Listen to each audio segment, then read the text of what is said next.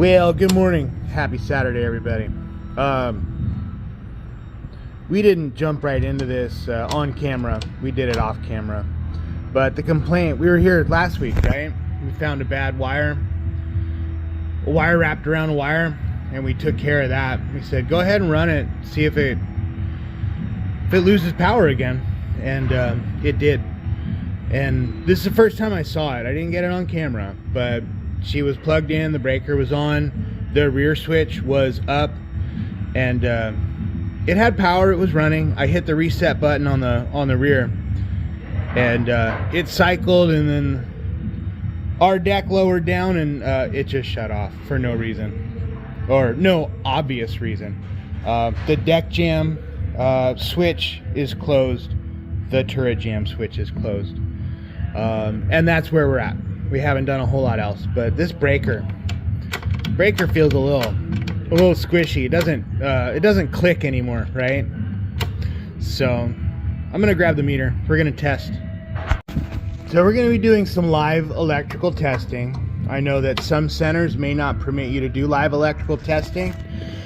This is not one of those centers. So we're gonna plug it in. We're gonna turn the breaker on, right? And we're going to meter leg to leg at the top of this breaker. That is voltage out to the bus bar, right? The two pins on the bottom are voltage coming in. So we could theoretically check bottom for 208 or 230 and check top for 208, 230. Or we can go leg to leg or across one leg of the breaker or the other to determine whether or not we have an open or a complete circuit or a voltage drop. So let's look in here. I'm going to try and do this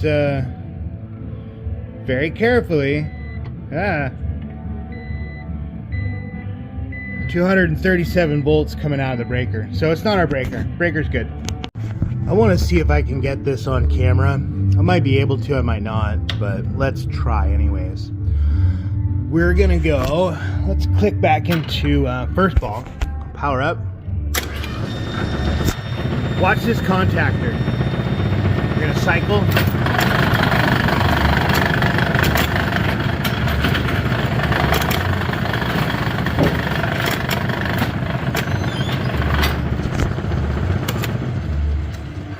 Do you see it dropping out every once in a while? We've tested everything else, right? We know we've got incoming voltage. We know our 1 amp fuse is good. We know our 3.2 amp fuse is good. We don't see anything else electrically that's jumping out at us right here. So what I'm gonna do, I'm going to unplug the motor and turn the machine on, and I'm gonna gently lift up the turret. I'm gonna test this turret jam switch. So we're gonna test that jam switch very carefully with our long gangly arms. I'm going to reach down. Nope, jam switch here is good. Okay. Same thing with our deck jam switch. I'm going to jump around though. This one might be a little harder to get on camera. Nope, she's good. So something's opening up, right? A circuit is opening up and causing our contactor to drop out. And now it's not doing it anymore.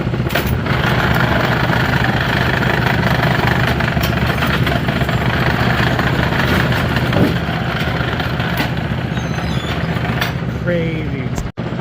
Well, I did happen to notice, can you see right there? The motor belt for the accelerator just randomly fell off also. Are they related? I don't know, but maybe. Let's go check over there. Let's put that belt back on. So let's retest with that drive belt back on.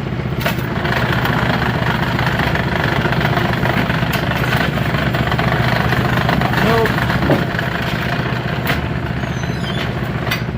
Crazy. All right, so that's not related. Yeah, one thought was maybe some low voltage wiring over there had, you know, rubbed together or gone bare, and every once in a while it was just maybe touching ground or something, but that's not the case, or at least not that I've seen. So really, after I lifted the turret basket up and caused a blackout a couple of times that way and set it down, I haven't seen that thing chatter anymore. So are they related, or are they just coincidence? We really don't know yet. Well, I think we might be onto something here. I just loosened up the 2 mount screws for our deck jam micro switch. I think she was just barely on the edge. So what we're gonna do, we're gonna shove her all the way into the bolt head, and then we're gonna tighten down its mount nuts and see if the problem goes away. Hopefully it does. So I think it may be worthy of note that the motor start relay was disengaging at the same time as the contactor. So we basically, the thought is we're dropping low voltage to that coil. There may have been some very astute individuals who noticed I was only checking this primarily on first ball cycle, not second ball cycle. And there is a special reason for that. Let me cycle this machine real quick.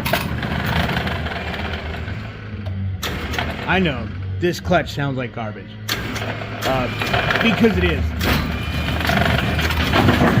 Get to about 180. This cam, this is an old Model A cam with steep dwell angles, right? It wasn't designed to be run jet back speed, the speed that we're running it. So from 180, right after it kicks out of 180, because you've got a steeper transition from high to low dwell, it might actually pull down your deck jam cable briefly for a second right after it comes out of 180. So to eliminate that, we've only been checking it on first ball instead of second ball. So watch this. Watch this, it comes out of 180. Watch right here.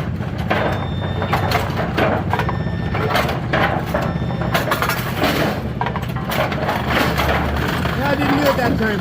Yeah, that's good. Well, that may have proven a point. If it's not flickering coming out of 180, that's good. Because it was flickering as it came out of 180 before, when it set new pins. All right, I think we got it. No more power flickers on first ball or second ball. Oh, never mind, we had one. That's okay. That's kind of normal. Because that cam was not meant to be going this fast.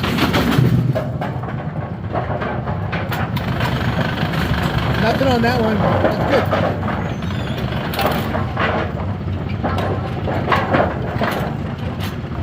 We're a couple of pins short. Big surprise, huh?